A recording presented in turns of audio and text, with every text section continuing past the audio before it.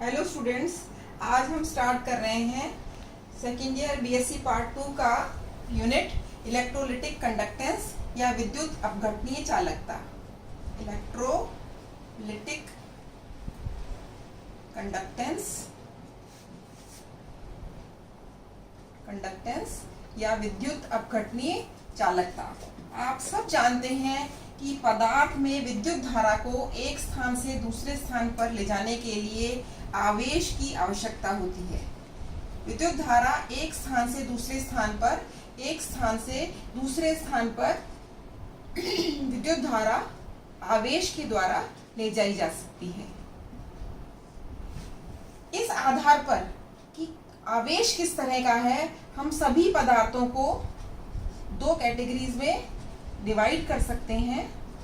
पहली तरह के सब्सटेंसेस हैं जो अपने में से विद्युत धारा को सभी पदार्थों को दो तरह में डिवाइड कर सकते हैं। पहली तरह के पदार्थ हैं जो अपने में से होकर विद्युत धारा को प्रवाहित होने देते हैं, वो कहलाते हैं सुचालक, विद्युत धारा के सुचालक या कंडक्टर्स।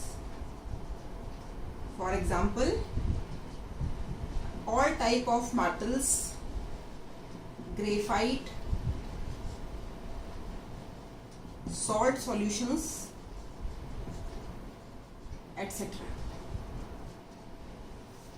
दूसरी तरह के पदार्थ जो अपने में से होकर विद्युत धारा को प्रवाहित नहीं होने देते, वो विद्युत धारा के कुचालक कहलाते हैं और या इंसुलेटर्स कहलाते हैं।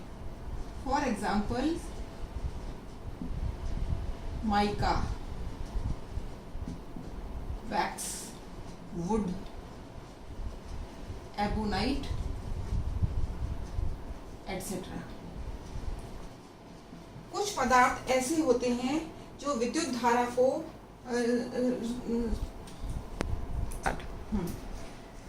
जो पदार्थ विद्युत धारा के सुचालक होते हैं, उनमें विद्युत धारा ले जाने के लिए दो तरह के आवेश के वाहक पाए जाते हैं या चार्ज कैरियर्स पाए जाते हैं। फर्स्ट होते हैं इलेक्ट्रॉन्स। ऐसे विद्युत अपघट्य या ऐसे पदार्थ जिनमें की विद्युत का चलन इलेक्ट्रॉन्स के द्वारा होता है, उनको हम इलेक्ट्रॉनिक कंडक्टर्स कहते हैं। और सभी तरह के मेटल्स या मेटल वायर्स इस कैटेगरी में आते हैं। दूसरे तरह के पदार्थ जहाँ पर विद्युत का परिचालन आयंस के द्वारा होता है, उन्हें हम आयनिक कंडक्टर्स या इलेक्ट्रोलिटिक कंडक्टर्स कहते हैं।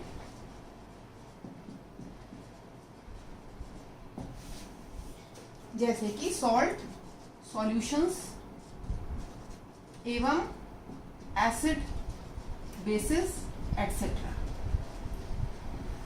तो विद्युत धारा को या तो इलेक्ट्रॉन्स के द्वारा ले जाया जाता है या आयंस के द्वारा ले जाया जाता है। कुछ कैटेगरी ऐसे पदार्थों की होती है जिनको की हम मिक्स्ड कंडक्टर्स कहते हैं। और ये मिक्स्ड कंडक्टर्स में कंडक्शन जो है इलेक्ट्रिसिटी का, वो partly ionic and partly electronic होता है। और इसके एग्जाम्पल हैं एनहाइड्रस क्यूप्रस क्लोराइड एवं सोडियम इन लिक्विड अमोनिया।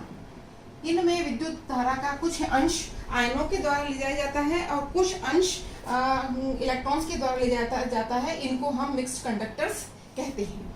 अब हमें पढ़ना है इलेक्ट्रोलिटिक कंडक्टर्स, इसलिए हमको इंसुलेटर्स के बारे में नहीं पढ़ना, इसलिए हमको मिक्स्ड कंडक्टर्स के बारे में नहीं पढ़ना, और इसीलिए हमें इलेक्ट्रॉनिक कंडक्टर्स के बारे में नहीं पढ़ना।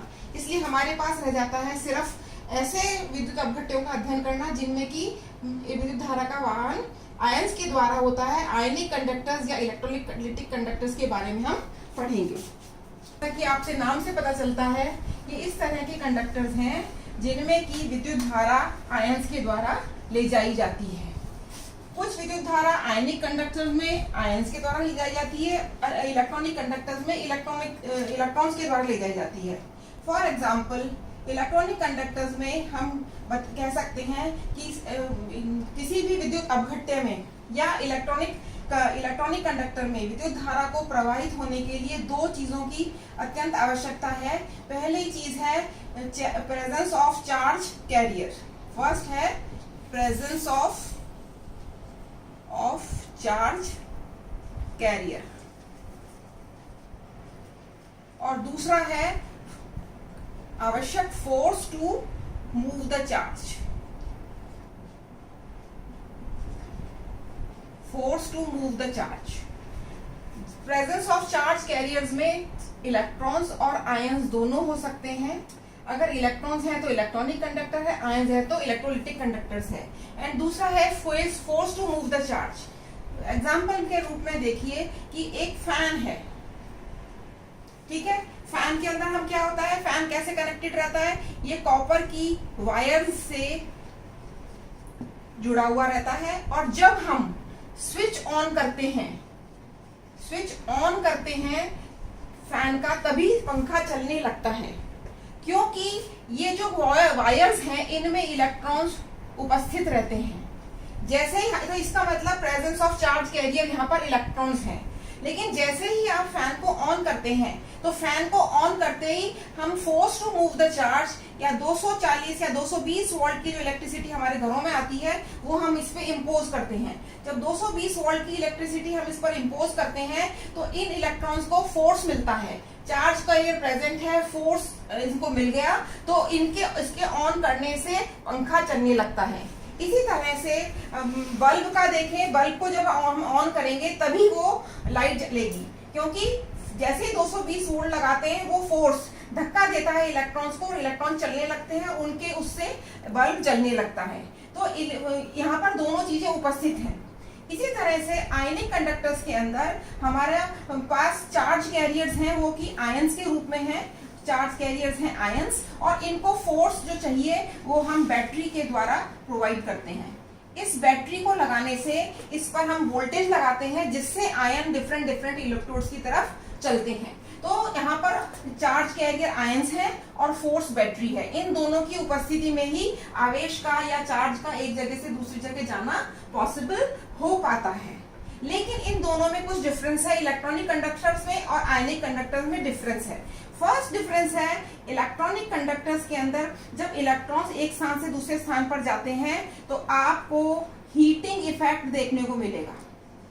इसका मतलब यह है कि आप कुछ देर बल्ब को जलाएं, उसके बाद अगर आप कुछ देर बाद छू के देखेंगे तो आपको बल्ब गर्म महसूस होगा, ठीक है। पंखा चलने के बाद गर्म महसूस होता है।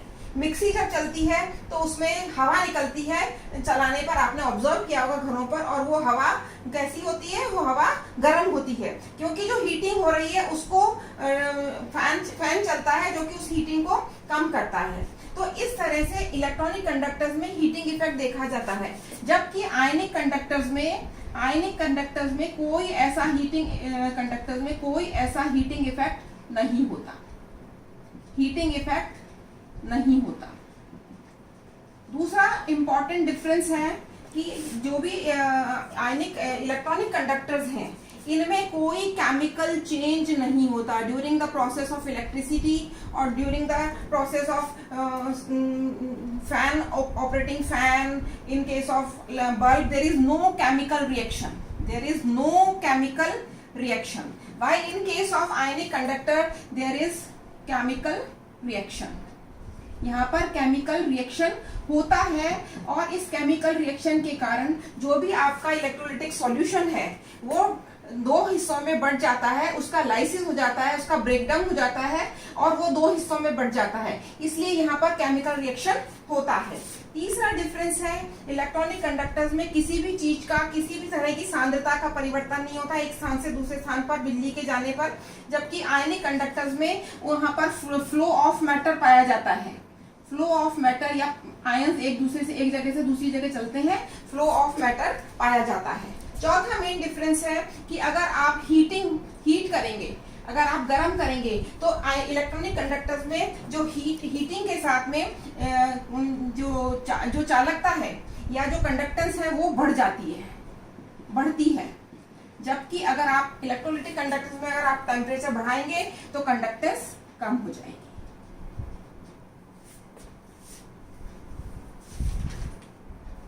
ठीक है। अब इस